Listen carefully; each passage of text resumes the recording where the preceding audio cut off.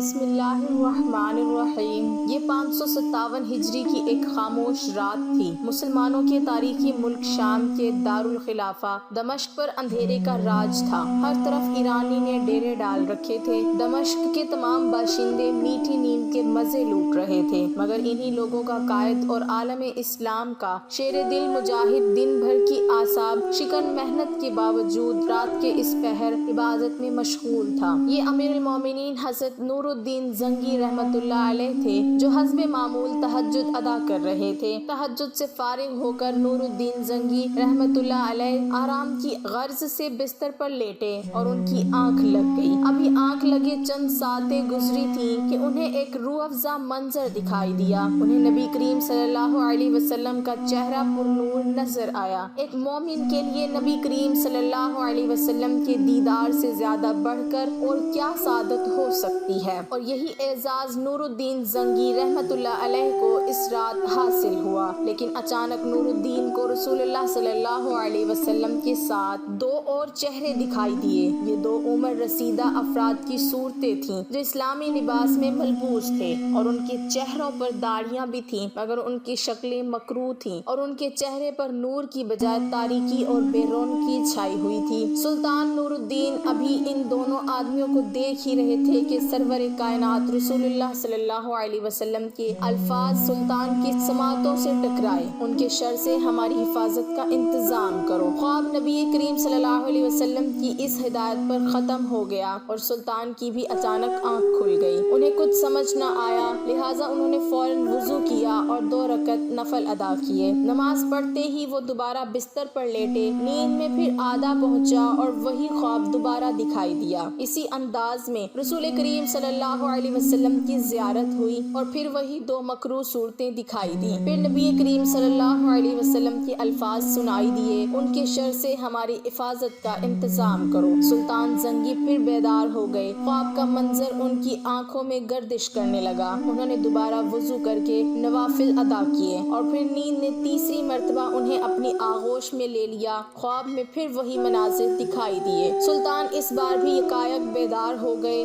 مگر ان کی نیند اڑ چکی تھی اور الجھن و پریشانی نے انہیں شدید بے چین کر دیا تھا۔ وہ اس خواب پر غور کر رہے تھے جو انہیں مسلسل 3 بار دکھائی دیا، مگر ذہن کو کچھ سمجھنا سجھائی نہ دے رہا تھا۔ بالآخر کچھ دیر اس کیفیت میں مبتلا رہنے کے بعد سلطان نے اپنے مشیر خاص اور وزیر باتدبیر جمال الدین مسیر رحمت اللہ علیہ کو طلب فرمایا۔ حکم ملتے ہیں جمال الدین موصلی جب سلطان کی خدمت میں حاضر ہوئے تو انہوں نے سلطان زنگی کو بہت بے چین اور پریشان حال پایا۔ چنانچہ فوراً ادب سے پوچھا، آپ نے مجھے یاد فرمایا؟ خیریت تو ہے؟ جواب میں سلطان نے اپنا خواب جمال الدین موصلی کو سنا دیا۔ خواب سن کر جمال الدین موصلی گہری فکر میں ڈوب گئے۔ کچھ سوچنے کے بعد انہوں نے کہا، لگتا ہے کہ مدینے میں کوئی اہم واقعہ پیش آنے والا ہے۔ آپ کو اپنا خواب پوشیدہ رکھنا چاہیے اور فوراً مدینہ روانہ ہونا چاہیے۔ سلطان زنگی نے جمال الدین موصلی رحمت اللہ علیہ کی اس بات سے اتفاق کیا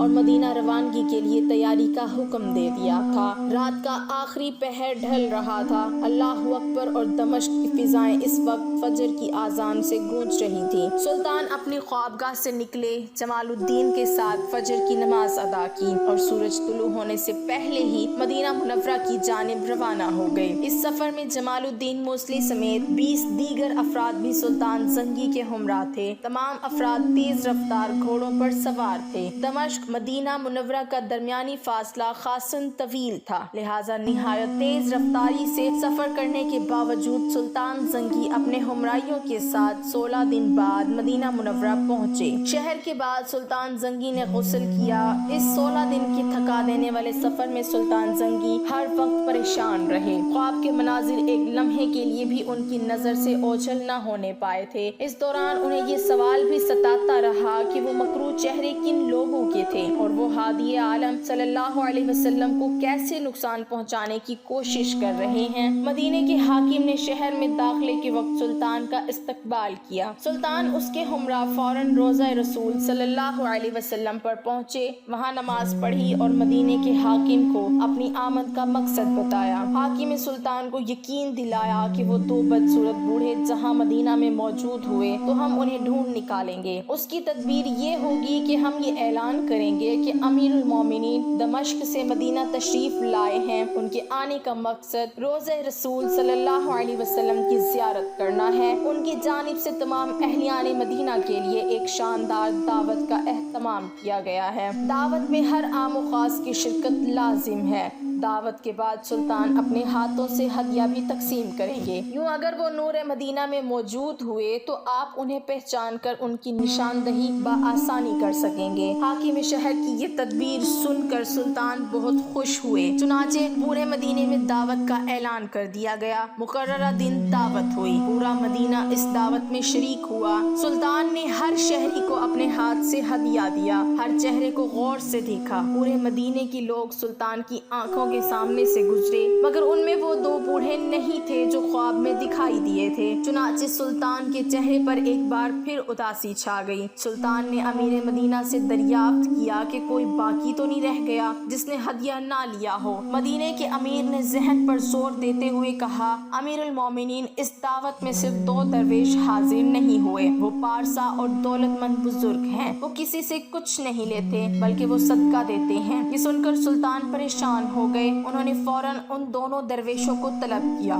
وہ دونوں آ گئے۔ سلطان نے جب نظر اٹھا کر دیکھا وہ وہی بوڑھے تھے جن کی جانب خواب میں اشارہ کیا گیا تھا۔ سلطان نے ان سے پوچھا کہ تم کہاں سے آئے ہو؟ تو وہ کہنے لگے، ہم دیار مغرب سے حج کرنے آئے تھے۔ سلطان نے انہیں گھورتے ہوئے پوچھا، سچ سچ بتاؤ؟ تو دونوں نے پھر وہی جواب دیا۔ تو سلطان نے حاکم مدینہ سے پوچھا، یہ دونوں کہاں ٹھہرے ہوئے ہیں؟ یہ دونوں بڑے سخی اور عابد بزرگ مشہور تھے، ہر صبح جنت البقیع کی زیارت کو جاتے تھے، روضہ اقدس پر سلام عرض کرتے تھے۔ سلطان جب ان کی رہائش گاہ پر پہنچے اور جائزہ لیا تو وہاں بہت سامان، قرآن مجید کے چند نسخے اور چند نصیحت کی کتابیں پڑی تھیں۔ ایک چٹائی بھی موجود تھی۔ سلطان چٹائی کی جانب بڑھے تو ان دونوں بوڑھوں کا رنگ اڑ گیا۔ سلطان نے چٹائی اٹھائی تو سب یہ دیکھ کر حیران ہو گئے کہ چٹائی کے نیچے سرنگ کھدی ہوئی ہے۔ یہ سرنگ روضہ رسول صلی اللہ علیہ وسلم تک جا رہی تھی۔ ان دونوں بوڑھوں کو فوراً گرفتار کر لیا گیا تو انہوں نے جو درویشی کا نقاب اوڑھ رکھا تھا اب وہ اتر چکا تھا۔ تھوڑی سی مار کے بعد ان دونوں نے اقرار کر لیا کہ وہ عیسائی جاسوس ہے اور انہیں ایک سازش کے تحت عیسائی حکمرانوں نے یہاں بھیجا تھا۔ منصوبہ یہ تھا کہ ان کے ذریعے روضہ رسول صلی اللہ علیہ وسلم تک ایک سرنگ کھدوا کر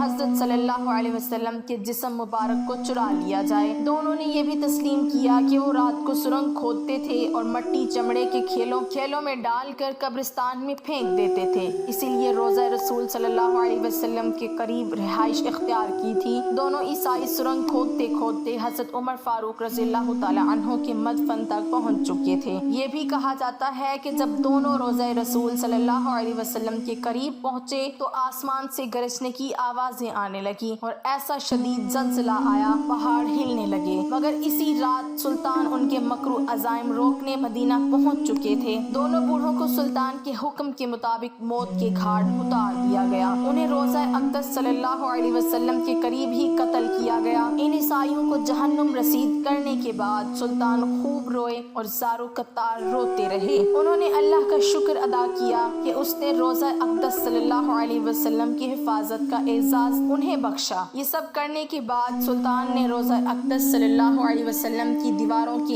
ارد گرد ایک خندق کھلوائی۔ یہ خندق اتنی گہری تھی کہ زمین سے پانی پھوٹنے لگا۔ پھر اس خندق میں سیسا بھر دیا گیا تاکہ آئندہ کوئی بدبخت ایسی گستاخی نہ کر سکے۔ اس خندق کو رصاص یعنی شیشے کی خندق کہا جاتا ہے۔ بعد میں اس خندق کے اوپر ایک سندل کا جنگلہ لگا دیا گیا تاکہ روضہ اقدس صلی اللہ علیہ وسلم کے زائرین اس سے آگے نہ جا سکیں۔ سن 866 ہجری میں مصر کے بادشاہ رکن الدین نے خندق پر تقریباً 21 فٹ اونچا لوہے کا جالی دار احاطہ نصب کروا دیا تھا۔